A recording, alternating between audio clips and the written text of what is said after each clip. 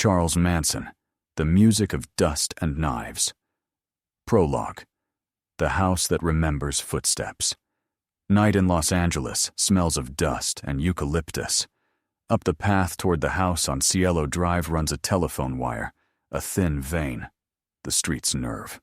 In a few motions it will be cut, and the city, like a giant, will lose feeling in its fingers. In the house whose walls soaked up music and the whisper of parties, where daylight laughed and night conversed with shadows, a word will appear, jagged as a trembling hand. Pig. A day later, in another house, someone will scrawl, "Rise, death to pigs," and with a mistake, "Helter Skelter." Sometimes mistakes speak louder than correctness. This misspelling, like a note that slipped, will become the leitmotif of an era. But before it is smeared on a wall, before the papers print a name that drowns out rock music, hippies, and the summer of love, a boy is born and grows up, for whom a prison corridor will be a school and a stage, the way to talk to the world. His name is Charles Mills Manson. Part 1. Upbringing Without a Shore. How to Forge a Gaze That Trusts No One. 1. A beginning that doesn't feel like one. He was born on November 12, 1934, in Cincinnati to 17-year-old Kathleen Maddox. The father vanished before birth. A ghost, a myth, or maybe no one at all. He took his stepfather's surname, Manson, but no one's steadiness. Home was a place where adults didn't linger. Children usually look for love. He learned early that love is a thing people carry off with their suitcase. 1. 2. Orphanages, reformatories, silence. It was easier for him to coax an iron door than an adult. He quickly learned to read a guard's tone, the shade of threat in a counselor's voice, the logistics of night rounds. Someone else's bread, someone else's shoes, someone else's care. Everything, someone else's, breathes the same. He steals small things, runs, comes back, lies, learns not to cry. Tears are a currency whose exchange rate is always against you. 1. 3. A youth taught by wardens. In juvenile institutions, they teach 2 trades, submission and manipulation. A third trade, empathy, isn't on the syllabus. There he learned to read people like cards, to snap judge weakness and pull the needed one from the deck. He absorbed a simple formula. If you can't be stronger, be indispensable. If you can't be dangerous. 1. 4. The cell as a university. His transition to adulthood happened not at a prom, but on a prison yard. Theft, car theft, fraud, and again a cell. Between stints, an attempt at marriage, an attempt at work, an attempt at song. In prison libraries, he leafed through books on influence and suggestion. In prison choirs, he tried on other people's voices, testing what his own might be. In music, he heard a promise. Listen to me, without a knife. Fate smiled thinly. In March 1967, he walked out on parole, and the world met him with the summer wind of Haight-Ashbury. Part 2. The Family. What a Cult Is Cooked. From Voice, Acid, and the Need for a Story. 1. San Francisco, where people whispered, freedom on every corner. The corner of Haight and Ashbury resembled a giant communal kitchen. Someone frying on a pan, someone simmering music, someone smoking ideas. On this kitchen, Charles sang softly, smiled, promised, a path inward. The offer sounded convincing, especially to those no one had offered anything in a long time. 2. Recruiting. Without a resume. Girls in little flocks and boys whose palms smelled of gasoline listened to him as if he could point north without a compass. He gave them names, took their thoughts, assigned roles. Acid was not a drug. It was a liturgy. A trip was not a stroll. It was an ordinance. On trips, he taught them to see, light, signs, music. He gave the music a name, the White Album. He read it for everyone. 2. 3. Spahn Ranch, a theater on Hollywood's back lot. An old movie ranch outside Los Angeles. Corridors of cowboy facades. The frail owner, George Spahn, who nicknamed the girls Texlas and Katie. Here the family settled like a troupe. There was a director, Charlie. There were actors, teenagers, and 20-somethings. There were costumes, washed-out denim and beads. And there was a script, Helter Skelter, the coming chaos that would sweep away the old world. Charles also dreamed smaller. A contract, a recording, a stage. Fate bumped him into Dennis Wilson of the Beach Boys, and through him, producer Terry Melcher. A few auditions, a guitar, a handful of songs. Rejection. For a man who'd spent his life talking to walls, it was a blow not to his pride, but his cosmology. If the world didn't listen, the world could be taught to listen differently. Part 3. Rehearsals of violence. Small shadows on the wall before the big fire. 3. 1. Creepy crawlies. Night pranks. Slip quietly into a house, rearrange furniture, take small things. Not merely a Gaga drill. The hand practiced on someone else's doors, the mind on someone else's boundaries. At first it felt like a game. The world wobbles and doesn't fall. Then the world stopped seeming solid. 3. 2. Bernard Crow. The run-in with the drug dealer Crow was a small thunderstorm in the foothills. After a deal went bad, Charles shot him. Crow lived, but something important was etched on an unseen line. You can spill blood, and the heavens don't collapse. 3. 3. Gary Hinman, late July 1969, a musician and acquaintance of the family. A small room, a half-drunk mug on the table, a poster on the wall, an argument about money and cars, about a debt to the revolution, about reality that's about to start. Hinman's ear is slashed. Political piggy is scrawled on the wall with a paw print, a false trail pointing to the Black Panthers. A knife finishes what was begun. First blood of a high idea, and the first test of a message to the world. Part 4. The August. When the air turned to glass, Cielo Drive in the LaBiancas. 1. The night of August, 8-9, 1969. He sent them like a musical part. Charles Tex Watson, Susan Atkins, Patricia Krenwinkel, Linda Kasabian. The order was foggy. Do something witchy. He knew the address by habit. Terry Melcher had once lived there. The house was now rented by Sharon Tate and Roman Polanski. If the world is a record, he whispered, we'll just flip it to the other side. At the gate, a random teenager, Stephen Parent, shots through glass, a stranger's voice dropping into the night.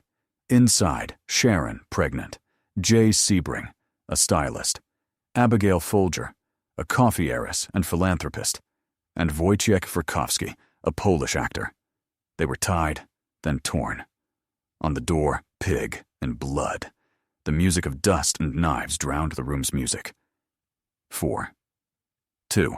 The night of August, 10th, 1969. The next evening Charles drove himself, like a conductor at a dress rehearsal. They circled the city until chance, or a symbol, pointed to the home of Leno and Rosemary LaBianca. Belts, cords, knives, a fork planted in a belly. Words on the wall, rise, death to pigs, Helter Skelter. The misspelled word, feverish, became a seal-like heat blister on a lip. Part 5. How they were caught, from a desert trail to a prosecutor's motive. 5. 1. The raid that could have changed everything and didn't. 6 days after the LaBiancas, the police hit Spahn Ranch over stolen cars. Many were detained, and nearly all were released for procedural errors.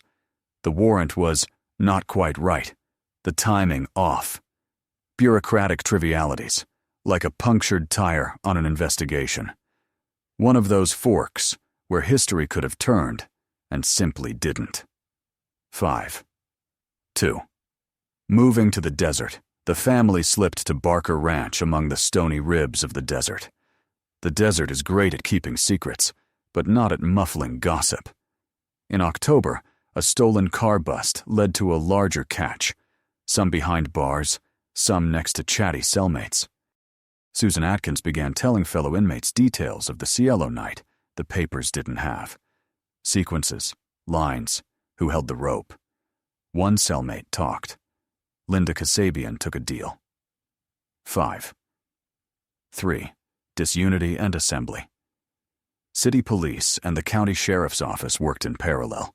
The scrawls looked political, the gun roadside, Hinman personal, and Cielo Drive a celebrity tragedy. Only persistence and luck pulled the mosaic into a single image. Then prosecutor Vincent Bugliosi took the lead, a man who offered the world a motive metaphor, Helter Skelter as the ideology of murder. Part 6, the trial as theater, where the director leapt on stage as 6. 1. People vs. Manson et al., 1970-1971. Defendants, Charles Manson, Susan Atkins, Patricia Krenwinkel, Leslie Van Houten for the LaBianca counts. Star witness, Linda Kasabian, granted immunity in exchange for full testimony. The prosecution's tactic proved that Manson was organizer and instigator, not an absentee. 6. 2. Scenes and gestures. In court. Manson carved an X into his forehead, later a swastika, declared he no longer existed, tried to lunge at Judge Older with a pencil. The family women echoed his gestures like a chorus following their soloist. Jurors lived in a guarded hotel. Outside, youth gathered, some out of curiosity, some out of faith. Attorney Ronald Hughes, trying to separate Van Houten's defense, vanished during a recess and was later found dead. Another shadow in a story of shadows. 6. 3. Verdict and sentence. January 25, 1971, guilty. March 29, death sentences. A year later, the California Supreme Court struck down the death penalty. Sentences were reduced to life, and for Manson, life without parole. Later came separate convictions for Gary Hinman and Donald Shorty Shea. The rest-long corridors of appeals, letters from prison libraries, and aging. Part 7. Psychological profile. How a cult is built from cracks. 7. 1. Deprivation of attachment. His first school was absence of father, stability, predictability. When warmth is a guest and cold the landlord, a child learns to trust only control. Thus the gaze that trusts no one, and the smile more tool than joy. 7. 2. Prison socialization. In institutions, empathy is unprofitable, manipulation pays. He mastered a pseudo-spiritual language as a lever of power. Speak of freedom to earn obedience, speak of love to gain access to body and thought. 7. 3. Narcissistic and antisocial traits. Grandiosity. I am a messenger. Hunger for admiration. Listen to me. Lack of guilt. Instrumental view of people. Violence rationalized with ease. A message to the world. A push to history. 7. 4. Group psychotoxicology. Acid, sleep deprivation, sexual boundary blur, scorning the ordinary world. The classic cocktail of coercive persuasion. First you break context, then issue a new dictionary. In it, blood becomes a letter. Death, an accelerator of events. 7. 5. The symbol as trigger. The producer's rejection is not the cause, but the trigger symbol. The Cielo Drive address is not just a house, but an emblem of a world that wouldn't listen. In cult logic, a symbol weighs as much as a person. Risk factors. Early criminalization. Institutional violence. Charismatic voice without conscience. Psychoactive substances. An era indulgent to guru-centrism. Social outcasts seeking a family. The absence of adults able to set boundaries. Part 8. Full timeline, expanded. 1934. Born in Cincinnati. 1940s. Orphanages, escapes, first thefts. 1950s. A string of arrests, cells and paroles. An attempt at marriage. The first, schools of influence behind bars. Early 1967, paroled. 1967 to 1968, Haight-Ashbury, formation of the family, moved to Spahn Ranch, trips as liturgy, first drives to Terry Melcher's old address. July 1969, Gary Hinman murdered. August 8 to 9, 1969, Cielo Drive, murders of Sharon Tate, J. Sebring, Abigail Folger, Wojciech Frykowski. At the gate, Stephen Parent. August 10, 1969, the LaBiancas, murders of Leno and Rosemary. August 16, 1969, Spahn Ranch raid, stolen cars, released due to procedural flaws. Autumn 1969, Barker Ranch, arrests, Atkins's jailhouse confessions, Kasabian's cooperation. 1970, 1971, trial, verdict, death sentences, death penalty overturned, life terms. After, separate cases for Hinman and Shea, decades of appeals, parole denials. 2017, Charles Manson dies in a prison hospital. Part 9, the victims' names and small stories. 9. 1. Gary Allen Hinman, 34. A musician who studied Buddhism, quiet, patient. His home was a place friends might drop by. He believed talk could save him. Talk didn't. A false trail was left on his wall. It was the first take of the play. 9. 2. Stephen Parent, 18. A kid taking a random road dropping by to see a gatehouse friend on Cielo Drive. He glanced back and had no time. Sometimes history needs bystanders to show how blind it is. 9. 3. Sharon Tate, 26. An actress whose photos laughed at the sun, fingers used to holding scripts, not rope. Nearly 8 months pregnant. The word nearly cuts the air like a knife into wood. Her name became the era's pain, written with a capital letter. 9. 4. J. Sebring, 35. A stylist who taught Hollywood to wear hair freely. That evening, freely was a word in another language. He tried to speak for Sharon and stood closer than death allowed. 9. 5. Abigail Folger, 25, coffee heiress, philanthropist. The money she spent on others couldn't buy her another hour. Her name is often written after heiress. Better is person. 9. 6. Wojciech Frykowski, 32, Polish actor, friend of Polanski. A man of 2 languages, and one evening when language could decide nothing. 9. 7. LaBianca, 44. Grocery chain owner, fond of lake wind and evening papers. A home is a fortress except that night. 9. 8. Rosemary LaBianca, 38. Entrepreneur who knew the price of bills and things. That night, someone else sent the bill. 9. 9. Donald Shorty. Shea, 35, stuntman, worker at Spahn Ranch. His death was dark water that took long to light. A ranch conflict, suspicions, of vanishing remains found much later. Memory often puts him at the end of lists, though he didn't die at the end, but in the shadows. Manson's legal responsibility as organizer and instigator was established for most counts, even if his hands did not hold a knife. That note matters. The music of evil doesn't always play with the conductor's fingers. Part 10. Police and court errors. What went wrong and why paperwork matters. 1. Police. 1. Fragmented investigations. City and county walked parallel tracks. The Cielo LaBianca link came late. 2. Procedural flaws. The Spahn Ranch raid fizzled over paper ill-formed warrant. Bad timing. 3. Stereotyped hypotheses. A rush to drug and racial angles eclipsed cult ideology. 4. The path of the evidence.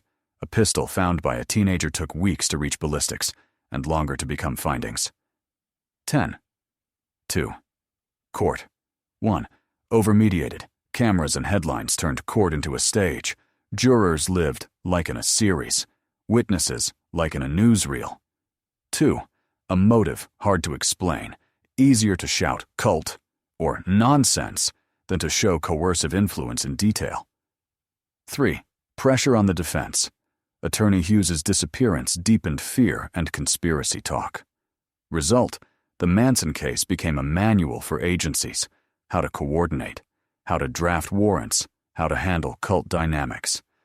Paper turned out not to be paper, but a door. If it's drafted badly, it doesn't lead where you need to go. Part 11. Mechanics of Recruitment. How a family became a family. 11. 1. The unwanted become needed. He found voids in people and gave them shape. He renamed them as if issuing a new passport. He took their past as if setting them free. You can be anyone, he said, with a footnote in tiny script. Anyone I assign. 11. 2. Rituals and taboos. Food is right, sex is right, silence is right. The old world wasn't forbidden by decree but by mockery. That's silly, that's bourgeois, that's boring. The ecosystem closed and began to heat itself. 11. 3. Music is key. He sang, and it was hypnotic. Not because the voice was perfect, but because the confidence was shoreless. A song promised meaning and coziness. In song, he could lead where, without song, a person wouldn't go. Could a guitar become a knife? History answered, yes, if a man who knows where your emptiness is conducts your hands. Part 12. The Map of Places, where the music of dust played. Haight-Ashbury, the era's choir loft. Spahn Ranch, Hollywood's backlot where horses, sets, and prophecies coexisted. The house on Cielo Drive, an address symbol, a door behind which a pregnant actress and her friends died. The LaBiancas' house, an almost random choice confirming that chaos had geography but no logic. Barker Ranch in the desert, a hideout where silence sounded louder than sirens. A Los Angeles courtroom, where the director leapt the footlights and tried to conduct the jurors by gaze. Part 13. The case as method, exactly how they were caught, step by step.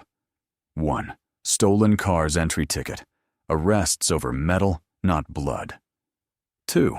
Jailhouse confessions. Atkins told cellmates details you don't read in newspapers. 3. Kasabian's deal, a roadmap of 2 nights, voices, faces, sequences. 4. Material threads, a found revolver, ropes, cords, scrawls, tire tracks. 5. The prosecution narrative. Bugliosi braided it all into Helter Skelter.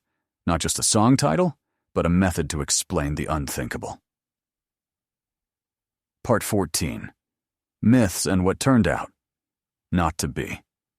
So Manson was the killer. Legally, an organizer and instigator. The body of evil was other people's hands, but the voice was his. It was a drug war. Private conflicts existed, but the dominant motive was cult ideology and theatrical messages. The victims were random. The addresses were chosen by a tangled mix of symbols, habits, and impulse. Chance was a mechanism, not a god. No body, no case. The Hinman and especially Shorty Shea cases showed the reverse. Evidence, testimony, motive structure are bodies too. Part 15. Lessons of an Era. Why this story is not about knives but voice. A voice can replace a whip. Music can replace a chain. An idea spoken confidently can replace iron.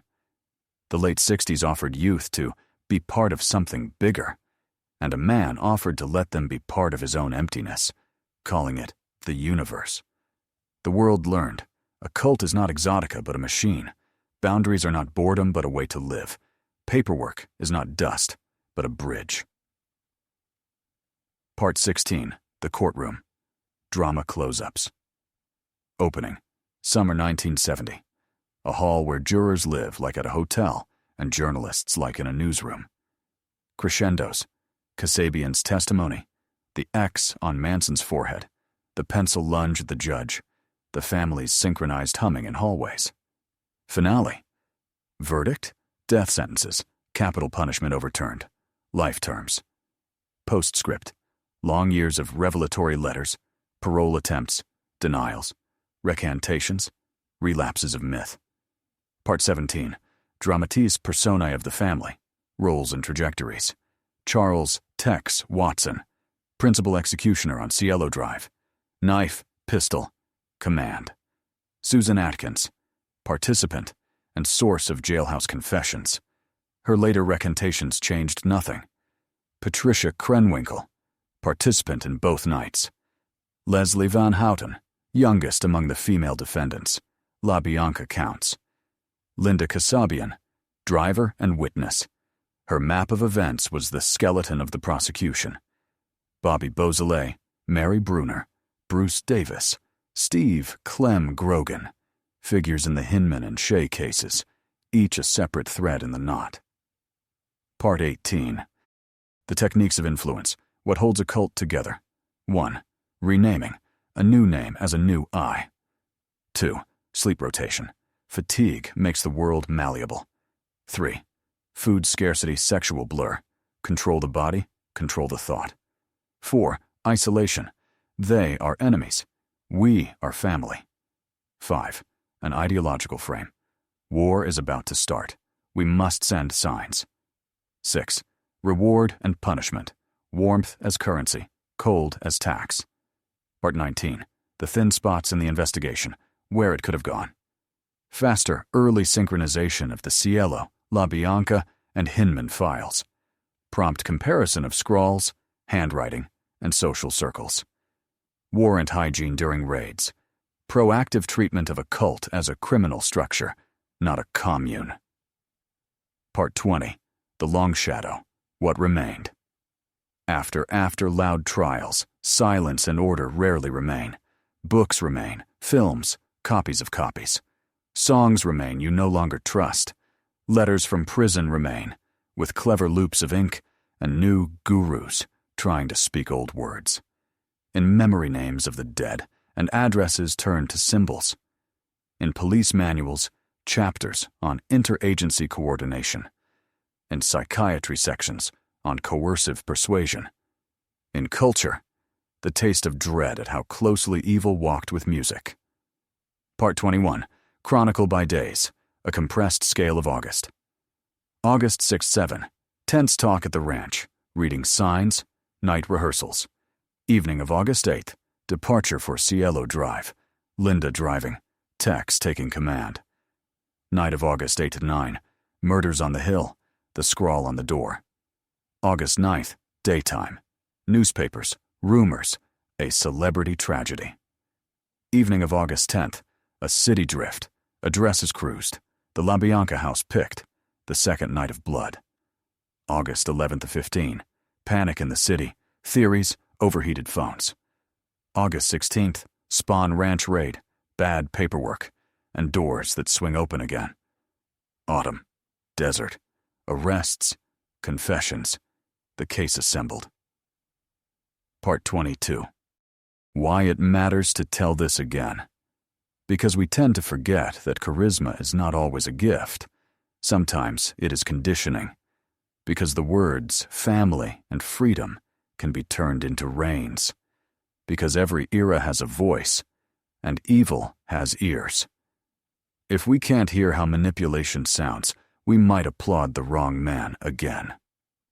Epilogue. A letter to houses and to those who live in them. New chapter. Sometimes I think houses are like old musicians. They remember the melodies of footsteps. The house on Cielo Drive remembers laughter and music, and also how something was cut in the air, how the street's thin nerve lost feeling, how the notes on the shelf froze. The LaBianca's house remembers how the word coming home sounds in evening keys, and how it can become a black hole where everything vanishes. If houses could write, they'd jot a short letter. Guard your language. Guard those who listen to you too closely. Guard your door chains, not from thieves, but from emptiness. They'd ask us to say the victims' names not as statistics, but as prayer. Sharon, Jay, Abigail, Wojciech, Stephen, Leno, Rosemary, Gary, Donald. They'd ask us to turn the music off when someone arrives saying he knows the way for everyone. Charles Manson died in a prison hospital in 2017. His voice no longer sounds in halls, but its echo lives in stories where someone offers paradise at interest. Every era births voices. In some, there is care. in others a formula. You are my instrument. Between these voices runs a thin line. When it is cut, like a telephone wire, the city loses feeling in its fingers. Our task is to keep that line whole. Remember the names, check the papers, and turn off the song if there is too much command in it.